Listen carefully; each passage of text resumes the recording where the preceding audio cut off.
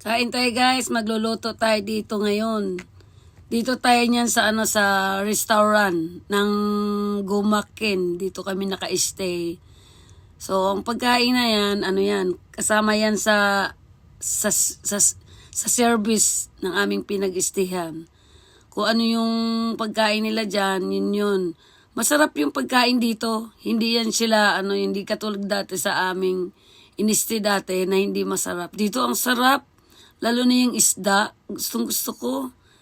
Kaya kung ano yung nakalagay dyan, talagang kakainin talaga yan lahat kasi sib yan kasama sa sit yan Ngayon, busog na busog ako dyan, grabe. Kasi lahat, umaga, tanghali, hapon, may pagkain dyan So, nawala ang diet natin dyan. Kaya kain lang ng kain.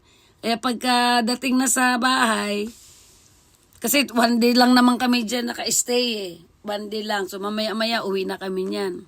Hapon pala ang check out namin dyan. So, pauwi ng Tokyo. So, ayan. Kain tayo. Nagluluto sila. Ako naman, taga-video. Yung asawa ko naman, taga-bigay ng pagkain sa akin. Ayan, kainin ko raw yung itlog. Ayan, tikman ko raw. Tikman ko. Ayan, masarap. Yummy. Yummy, yummy.